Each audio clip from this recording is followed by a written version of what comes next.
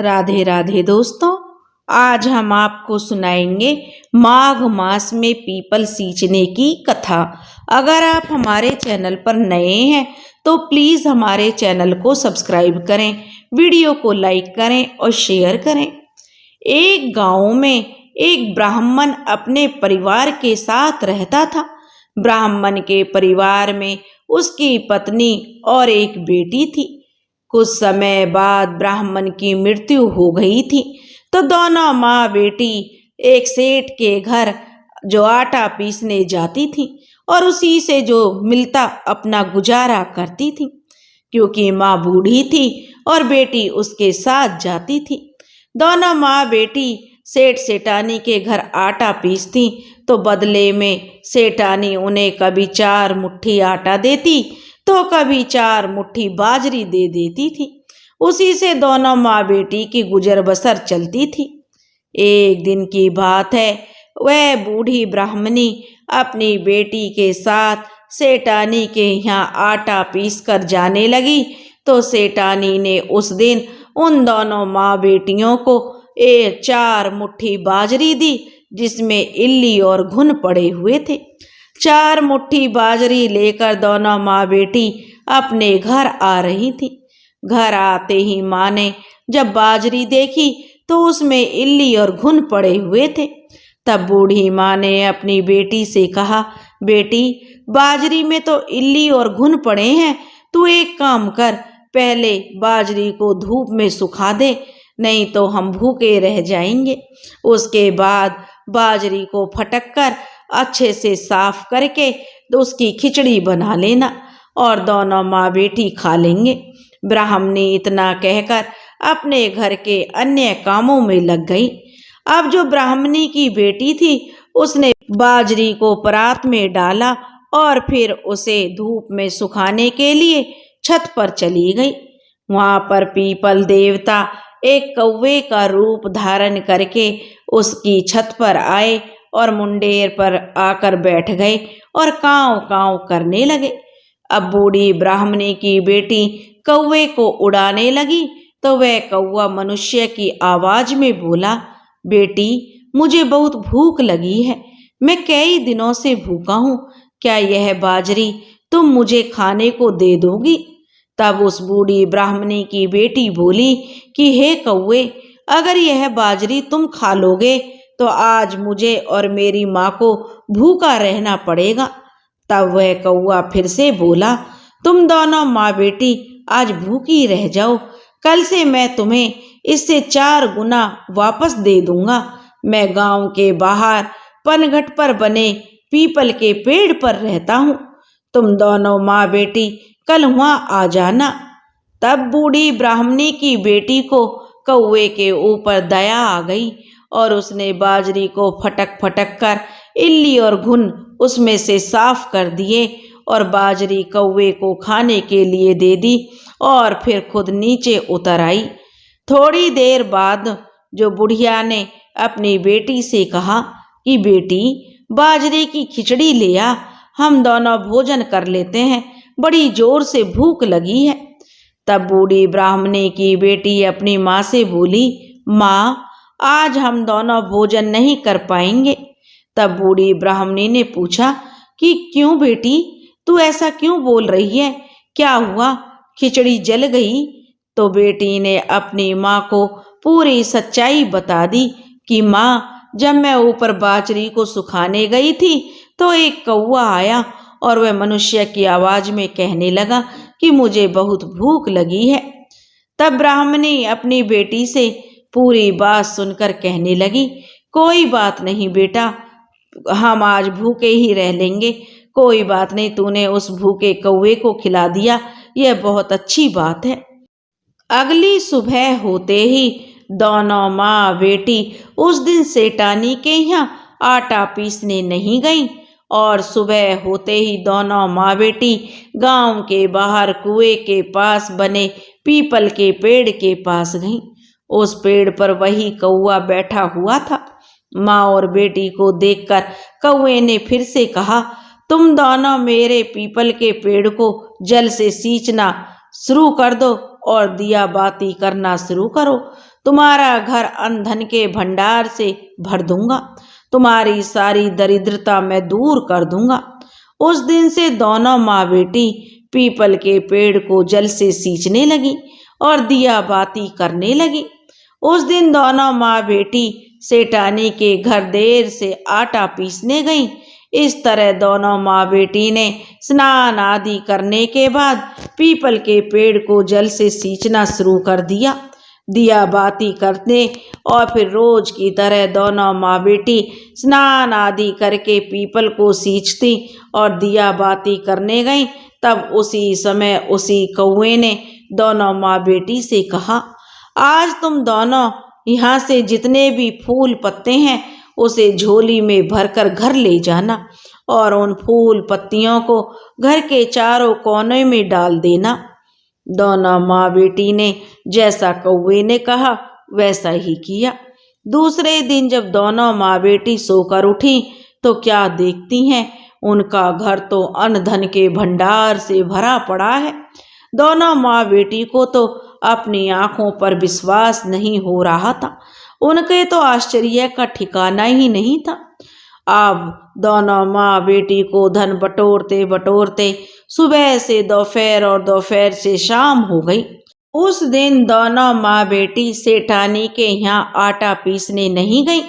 तब दूसरे दिन ही सेठानी ने अपने बच्चों को भेजकर पता किया कि जाओ जाकर देखो कि माँ बेटी दोनों जो आटा पीसने क्यों नहीं आती हैं। जब सेठानी के बच्चे बुढ़िया और उसकी बेटी के घर पहुँचे तो क्या देखते हैं, उनके घर में तो धन दौलत के भंडारों से भरा पड़ा है। तब सेठानी के बच्चे वापस अपने घर गए और अपनी माँ को सारी बात बताई कि कैसे बुढ़िया माँ और उसकी बेटी एक ही रात में अमीर हो गई हैं, उनके घर में धन दौलत के भंडार भर गए हैं। ऐसा सुनते ही सेठानी ने मन ही मन सोचा, कहीं दोनों माँ बेटी मेरा ही धन रोज थोड़ा थोड़ा करके चुरा कर तो नहीं ले जाती थी, जाकर देखना पड़ेगा। सेठानी यह सुनकर भागी भागी बूढ़ी ब्राह्मणी के पास आई और पूछने लगी, तुम्हारे घर में इतना धन कहाँ से आया है? तो दोनों माँ बेटी ने सारी सच्चाई सेठानी को बता दी। तो सेठानी बोली कि तुम मेरे घर आटा पीसने आओगी या नहीं? तो ब्राह्मणी बोली कि सेठानी जी, अब मैं अपनी बेटी की लगन करूंगी और फिर यह सारा धन अपनी बेटी को देकर तीर्थ यात्रा के लिए चली जाऊंगी। अब मेरी और मेरी बेटी का आपके यहाँ आटा पीसने के लिए आना नहीं होगा, क्योंकि अब हमें किसी के घर में काम करने की जरूरत नहीं है। सेठानी ब्राह्मणी का जवाब सुनकर उदास मन से वापस घर लौट आई। फिर उसने निश्चय किया कि मैं भी ऐसा ही करूंगी जैसा उस बूढ़ी ब्राह्मणी ने किया। तो सेठानी छत पर बाजरी सुखाने गई। तभी पीपल देवता कौवे का रूप धारण करके सेठानी की हवेली के ऊपर आए और कांव कांव करने लगे। तो सेठानी ने कौवे के रूप में पीपल देवता से बोली कि हे पीपल देवता, ब्राह्मणी और उसकी बेटी ने तो आपको इल्ली और घुन वाली बाजरी खिलाई थी, मैं तो आपको उत्तम किस्म की बाजरी खिलाऊंगी। लो, आप यह अच्छी किस्म की बाजरी खा लो, यह तुम्हें स्वादिष्ट लगेगी। कौवे ने सेठानी के मन की बात जान ली कि सेठानी के मन में धन का लालच आ गया है।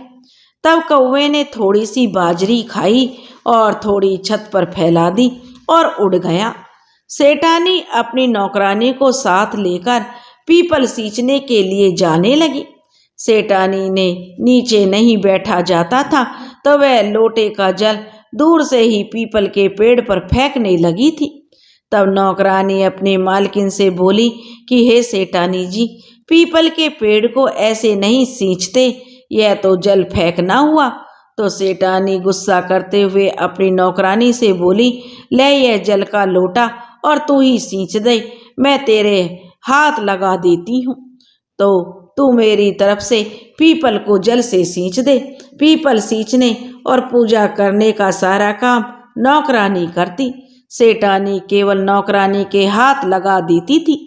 सेठानी यह काम मन से नहीं करती थी, क्योंकि उसे तो केवल धन चाहिए था। नौकरानी पूरे मन से पीपल के पेड़ को सींचती, पूजा करती, घी का दीपक जलाती। पूर्णिमा तिथि आई तो उस सेठानी ने पीपल सींचने और पीपल के पेड़ की पूजा करने का सारा काम अपनी नौकरानी से करवाया। नौकरानी बड़े ही श्रद्धा भाव से पीपल के पेड़ को जल से सींचती, दिया बाती करती और पूजा करती। उस दिन सेठानी घर से बहुत बड़ा कपड़े का थैला लेकर आई थी। सेठानी थैला नौकरानी को पकड़ाकर बोली कि पीपल के पेड़ के पास जितने भी फूल पत्ते बिखरे हैं उन्हें इस थैले में भर ले। जैसा मालकिन ने कहा, नौकरानी ने वैसा ही किया। जब नौकरानी फूल पत्ते थैले में भर रही थी तो उसकी साड़ी में भी कुछ सूखे पत्ते और फूल चिपक गए। अब जैसे ही नौकरानी ने फूल पत्ते थैले में भरे, उसी क्षण से सेठानी ने फूल पत्तों से भरे हुए थैले को नौकरानी से छीन लिया और बोली, तू आज घर चली जा, कल तू काम पर भी मत आना, कल तेरी छुट्टी है। यह सुनते ही नौकरानी खुश हो गई और खुशी खुशी घर आ गई। उधर सेठानी ने थैले में से फूल पत्ते निकालकर घर के चारों कोने में बिखेर दिए और रात्रि को सो गई। उधर जब नौकरानी घर पहुंची तो वह मन ही मन सोचने लगी कि साड़ी बहुत गंदी हो गई है, फूल पत्तियां चिपक गई हैं। तो उसने साड़ी खोलकर कमरे में छिटक दी और उस साड़ी को जो खूंटी पर टांग दिया, दूसरी साड़ी पहनकर सो गई। उधर सेठानी जब सुबह उठी तो चारों कोनों में छोटे छोटे सांप, बिच्छू और जो कीड़े बिन बिना रहे थे और कोहराम मच गया। सेठ जी सेठानी को डांटते हुए बोले, अरे भाग्यवान, तूने ऐसा क्या पाप कर दिया कि मेरा सारा धन कोयला हो गया और घर में चारों तरफ सांप बिच्छू मंडरा रहे हैं। तब डरते डरते सेठानी ने ब्राह्मणी और उसकी बेटी वाली सारी बात सेठ जी को बताई कि उनका घर तो धन दौलत से भर गया था और मैंने भी धन के लालच में पीपल की पूजा करी थी। सेठानी की बात सुनकर सेठ जी बोले कि वे तो दुख की मारी थी, दुखियां थी, तू तो धन की मालकिन थी, तेरे पास तो धन की कोई कमी नहीं थी। बता तुझे किस चीज की कमी थी जो तूने देखा देखी करी? तेरे मन में लालच आ गया, इसलिए हमें यह सजा मिली है। उसी समय सेठानी पीपल के पेड़ के पास गई और माफी मांगने लगी। हे पीपल देवता, मुझे धन का लालच आ गया था, मुझे माफ कर दो, मेरे घर में सब पहले जैसा कर दो, मुझे धन नहीं चाहिए। उधर सेठानी की नौकरानी जब सोकर उठी तो उसके घर में खूब धन दौलत हो गई। उसकी साड़ी हीरे मोती पन्नों से जड़ गई और सेठानी पीपल देवता के पास खड़ी करुण रुदन करने लगी। पीपल देवता को सेठानी के ऊपर दया आ गई। तभी पीपल के पेड़ में से आवाज आई। पीपल देवता ने सेठानी से कहा कि अरे सेठानी, मैं अपनी माया एक ही शर्त पर समेट सकता हूँ, तू अपने धन में से आधा धन गरीबों को दान करेगी, तभी मैं सारी माया समेटूंगा, तभी तेरा धन कोयले से वापस धन बदलेगा। सेठानी हाथ जोड़कर बोली, हे पीपल देवता, जैसा आप कहते हैं मैं वैसा ही करूंगी।